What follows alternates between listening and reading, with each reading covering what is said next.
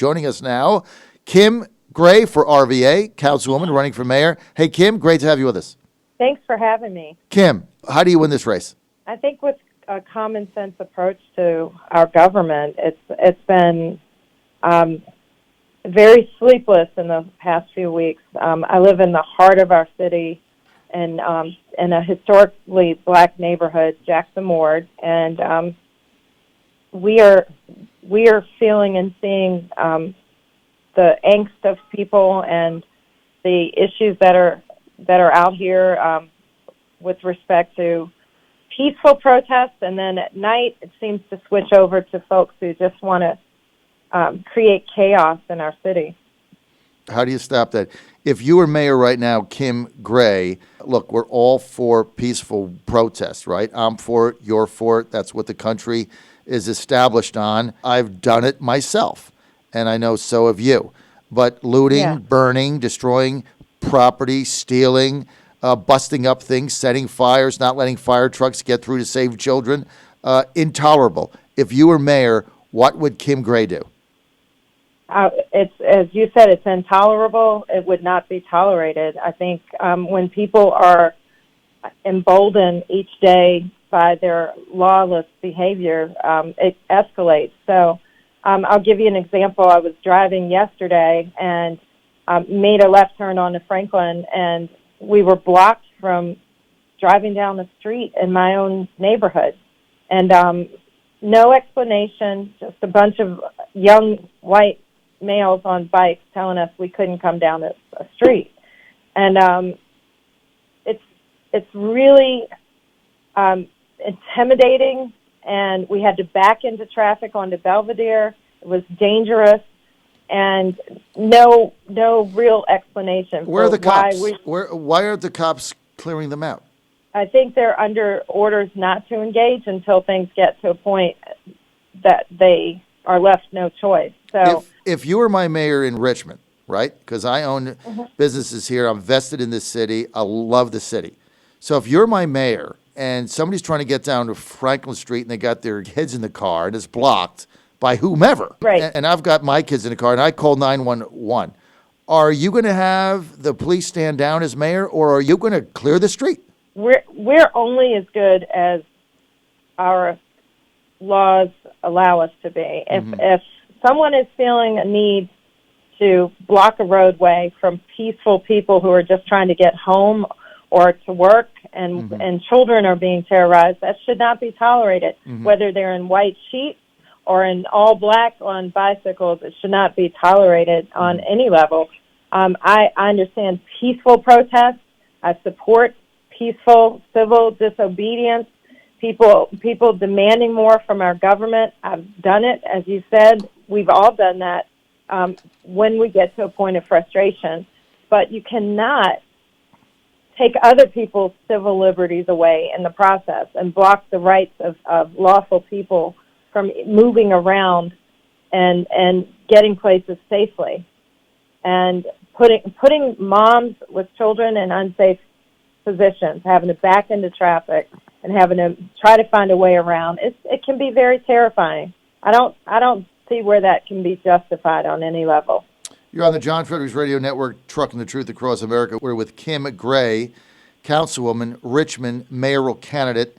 That'll be decided in November. 3 or I think 4. How many people in this race now? Three or four? I think 4. But there's still time for people to sign up, so I don't want to say it's just 4. Go to KimGrayRVA.com. More information, KimGrayRVA.com. Kim, tell us about your family. Well, I have 5 adult children, all educated in Richmond Public Schools. It was no small feat as a single parent. At one point, I had 5 children in 4 different schools just to get them in good educational settings. It was trying to drive them everywhere they needed to be in the morning. Transportation has always been a challenge with Richmond Public Schools. Buses that don't meet their spoke and hub at the proper time. So imagine having to get 5 people off to 4 different locations and not having that transportation network support from the school district, and then still having to go to work all day and make sure everybody gets where they need to go in the afternoon. So it's a challenge for every parent, and that's what made me motivated to run for the school board. I served 2 terms.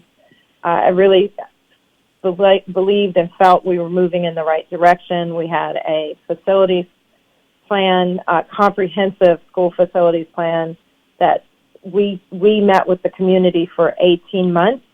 There were over 40 community members involved in developing that facilities plan. We had an academic improvement plan.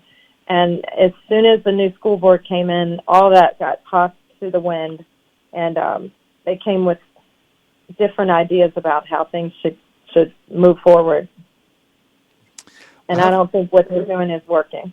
Well, Kim, LeVar Stoney ran for mayor on an education platform.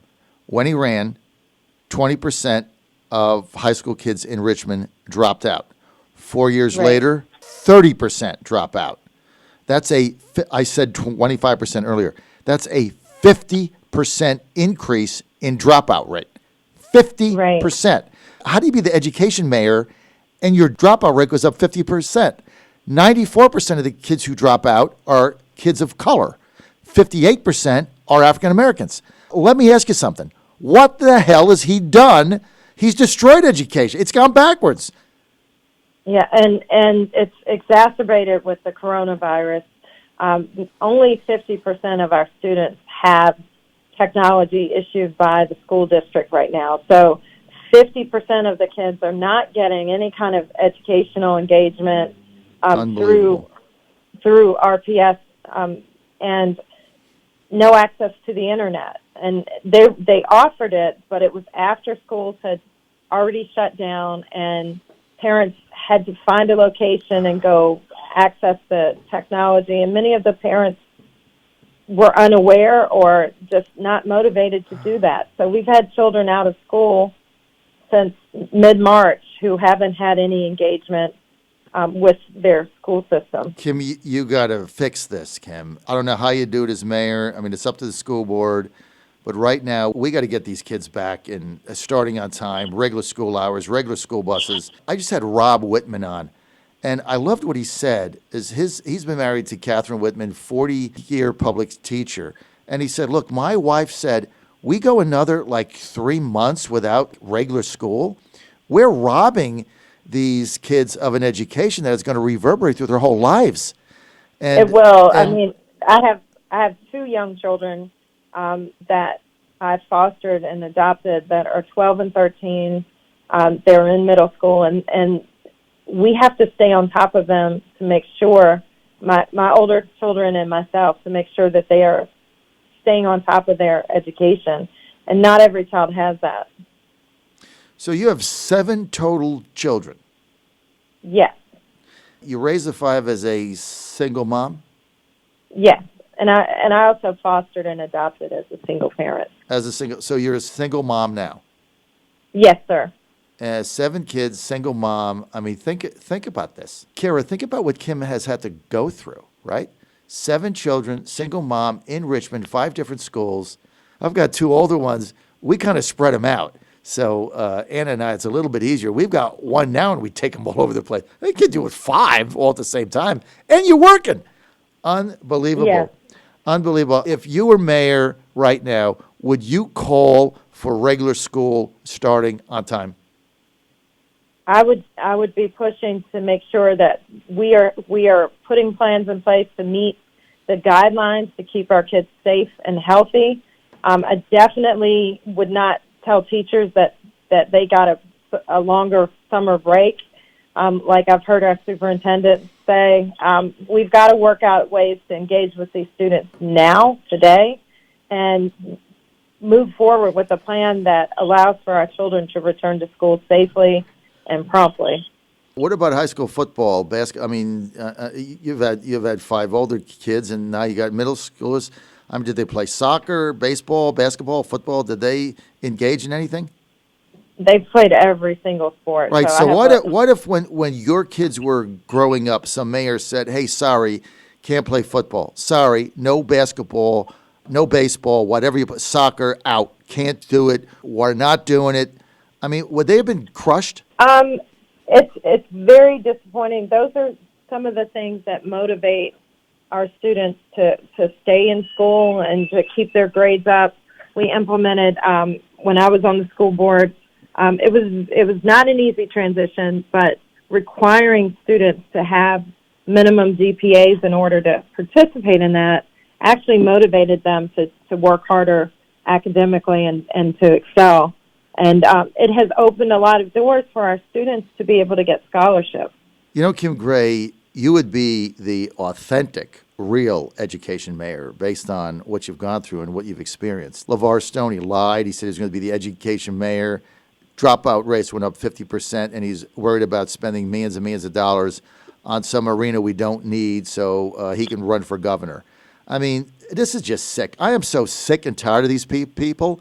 I didn't vote for him. I was for Morrissey. The city would have been a lot better off if Joe won. Now he's a state senator. But I really feel, Kim, that you're a transformational candidate in this town. I think if you run on that platform and just give us a plan to get, I mean, the fact that these kids are dropping out of school, I mean, it just makes me sad, Kim. It's sad. It's heart-wrenching. It's heart-wrenching. As a city council member and as a school board member, I treated every child as if they were my own child, and working every day to make sure each student met their highest potential. Every decision that I made it as if I was making a decision for one of my own children. So that's the approach of compassion. But also, I was very hard on my children and made sure that they worked hard. Nothing has been handed to them. And they're doing very, very well. I have two living in New York, working and media, and one is an educator there. I have a son who's an educator in Japan, and two in D.C. who are entrepreneurs and in the IT arena. They're doing very well in life, and they don't ask for anything. They ask what they can do to help their younger siblings and what they can do to help me. Kim, you must be very proud of your kids and what you've done as a mom with limited resources in a tough situation. But look, that's the kind of leadership here in Richmond that we need to revitalize this city. And, you have to ask yourself, with 30% of kids dropping out of high school, what shot do they have? I mean, what shot do you have if you don't even have a high school ed? I mean, your opportunity to make money goes down. Your opportunity for a decent job go down. I mean, at least get out of high school and go from there. Then you got options. Maybe you go to community college. Maybe you get a skill. You get a trade. But if you can't get out of high school, I mean, nothing positive is going to come of that. And it's just saddening to me that, a town this vibrant would have that dropout rate, and nobody's even talking about it. Like it's nowhere even in the media because it's embarrassing. That's why. You know why? It's embarrassing. That's why the Richmond Times-Dispatch doesn't talk about it. That's why the other media, Channel 8, 4, 7, whatever they are, nobody talk about it because it's embarrassing. And it's sick and embarrassing. And I hope you're mayor so you can change it. I got to go. I'm out of time. Kim, okay, I got to go. Thank you. I got a hard stop. Kim Gray, RVA.